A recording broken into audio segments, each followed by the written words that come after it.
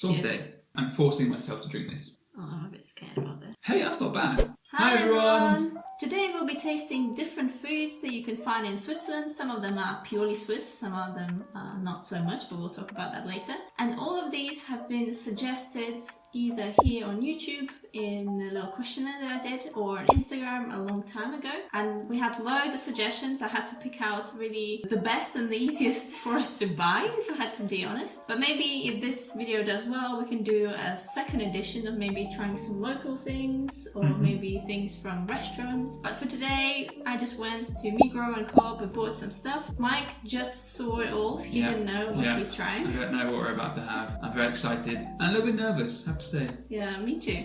So the first thing we're gonna try, I thought, well, we'll just start strong, you know. Okay. We'll start with the most dreaded thing, maybe. This is Rivella, and I think everyone knows Rivella. It's pretty much like a national drink in Switzerland. It was originally made to, I think, use up all the whey that was left after the cheese production in Switzerland, because there's a lot of cheese being made in Switzerland. Apparently it was made using a recipe meant for making beer, but then they made this soft drink. I don't know how that happened, but we haven't tried pretty much any of these things that we're going to be trying today, including a Rivella, so how do you feel about that? Well, again, kind of excited, kind of nervous. People talk about Rivella, people love it or they hate it, so I feel like we need to go through this. Yeah. It's part of the Swiss experience. Let's try. Okay, well, first thing, it's fizzy. It's fizzy, obviously. I wasn't expecting that. No? No, well, I don't know anything about this. I don't know how much should I pour, maybe like... What? It's not how you pour a fizzy drink, come on, everyone knows that. What? No, why? It's the side of the glass. The side of okay, whatever. Someday. Hey, that's not bad. I mean, it doesn't taste bad at all. I think maybe it's all the sugar that's in it. But when you're drinking something that has whey, that's not what you expect to... I can't really... Well, it just tastes sweet. It's just a sweet drink. I'll have that again. Rivella, thumbs up. So the next thing we're trying is called Ramequin. A Ramequin? And when someone suggested this to me on Instagram, I first thought Ramequin is just a dish that you could cook things in. But when I looked it up, turns out these are basically like cheese and different filling tartlets, kind of like quiche. Is this dish what gave Ramequin its name? What came first, the dish or the little pot? Like a Tajine, you know? Is it the pot or is it the dish? Yeah, I have no idea. All I know is that this is apparently Swiss, and also apparently no apéro or celebration goes without this. But we've had many apéros without the Ramequin, so maybe we've been doing it wrong. We've been doing it very wrong. I've never had these before, but we have had several apéros. I found these in Coop. So this is how they look like. I don't know if they're burnt or not. I mean, I did follow the instructions, maybe. So it's like a bit like a creme brulee. Like it's been burnt. Let's try. I mean, it just tastes like cheesy quiche. Yeah, it's like quiche. There's some filling inside. That's kind of like quiche filling, but because there's cheese, it has slightly different structure. And it's all just on some crumbly pastry base. It's quite good. I'm not really sure if it's revolutionary, but it's tasty. Thumbs up. Ramequin, thumbs up. With all the foods that we've been trying, I tried to get things that we haven't tasted before. But there was also one suggestion, which was the Zweifel Paprika crisp, which we've had many times before. But because someone suggested it and I thought we really like them, we might as well try them on camera. She wanted an excuse to buy more crisps. Maybe. Yeah. This brand was first launched in 1958. It came, I think, probably just in like a plain salted flavour, because this paprika variant only came out in the 60s. And apparently since then, it hasn't changed.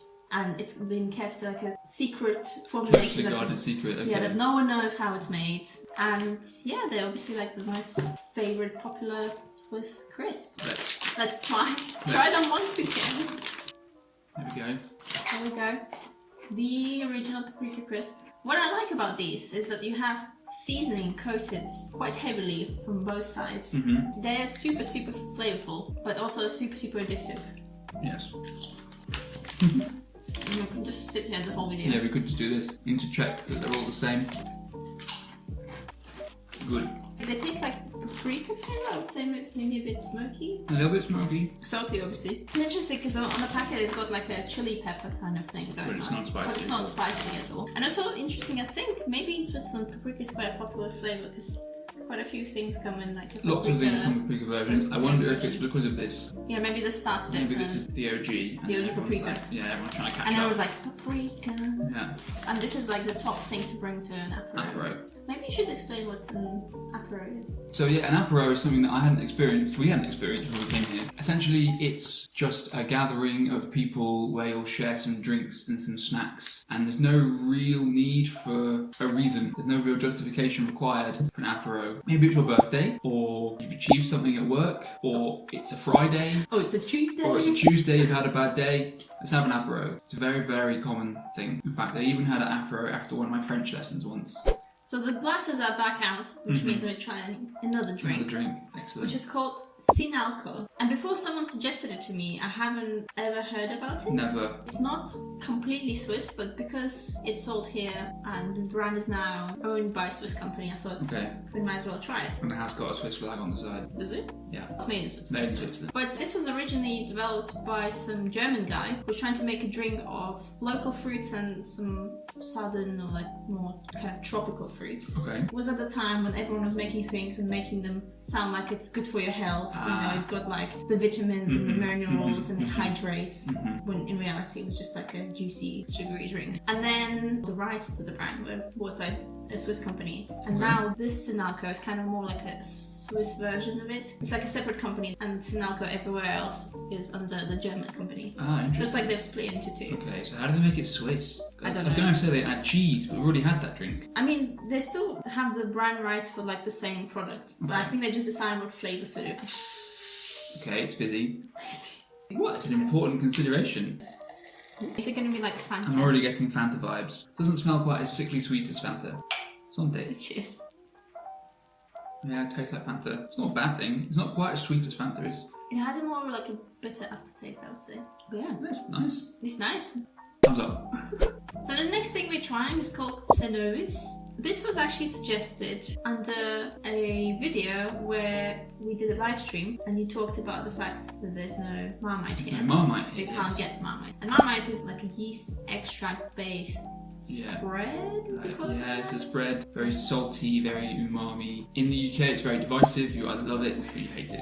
Cenovis as a company was established in Germany, in Munich, by someone who was selling different brewing products or brewery byproducts. Then some Swiss guys saw that and they were like, oh, we can make use of this yeast extract product that they already had at the time. And they bought the brand and the rights and then reformulated it. So this is through and through Swiss now? Now it's Even through and through Swiss. Even though it started in Germany, now it's Swiss. It's Swiss. Excellent. Yeah. Okay, have a look.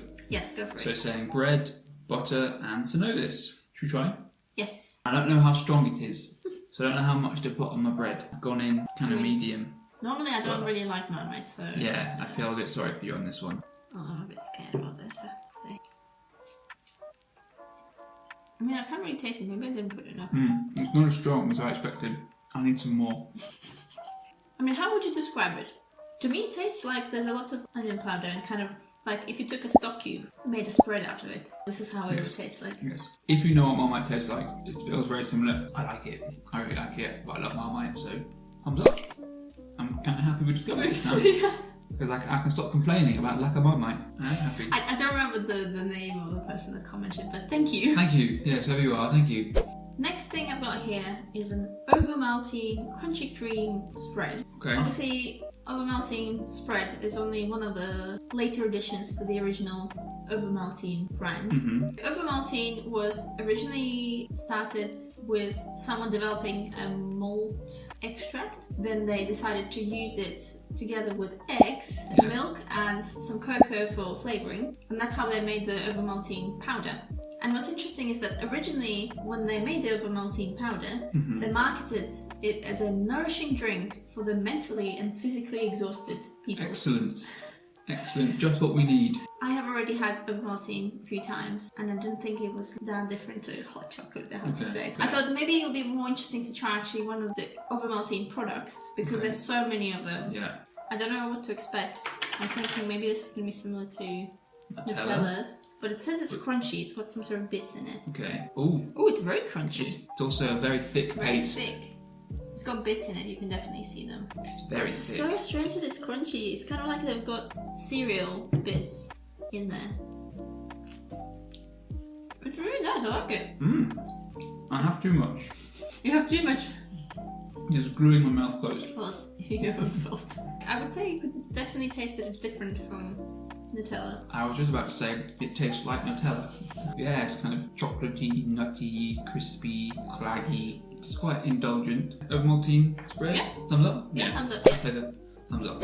So the next thing we'll be trying is actually something that doesn't seem so foreign because it's called carrot cake. Okay. So gâteau au carotte. I know carrot cake. Yes. That doesn't feel we all know carrot cake, but someone suggested this on Instagram, I think, and then I asked, well, isn't carrot cake common everywhere, especially in UK as well? And they said that they think the recipe is a bit different. Apparently the Swiss version of the carrot cake originated from Aarau canton, which is known as the Rübli land. That's carrot land. Yes, Yeah. yes. So I thought maybe it will be same as the carrot cake from UK, but maybe it will different. Maybe it's going to blow my mind. Yeah, so I thought let's try it, Yeah. because why not? So this is how they look like. Yeah. Excellent, thank you. Now, I love carrot cake, so I'm quite excited about this. It doesn't really taste the same as It the doesn't carrot taste the cake. same as carrot cake as I know it. It's not bad. It's a lot wetter. It's not bad. It's definitely different, which Definitely different. makes it definitely different enough to try. I'm a little bit biased.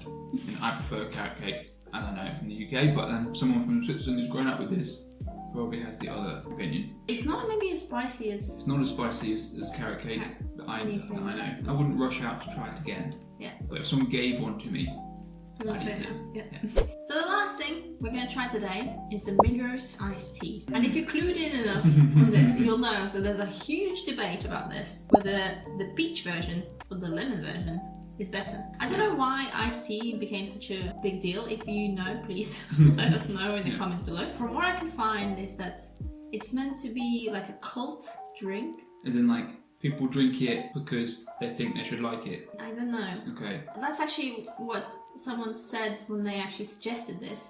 They were saying like, this is a cold drink, you must try it. Also, there's a whole page on the web dedicated to this iced tea. Okay. And they're saying that it's super, super popular. And apparently Switzerland drinks the most iced tea per capita in the world. What? Wow. I could not find any data to check that. Okay. that. Yeah, how do you even measure that anyway? Yeah. So I thought, let's get the two and pick our favourite. Another interesting fact before we move on is that in 2017, this lemon Migros iced tea was included in some sort of like intangible cultural heritage list of Switzerland. Okay, wow. So this is This serious. This is like a big deal. Okay, it's a big and deal. everyone was like super excited about it. But the problem was there was just the lemon flavour that got included. Not the So all the peach. peach people were like, Up in arms about this. yeah, and apparently they even made a Facebook group about this to protect the Campaigning peach. for Yeah, protection. campaigning. Okay, Yeah, okay. yeah. So I don't know what's happened since. Maybe they included the peach one as well. I've not had a carton drink like this since maybe I was 12 years old.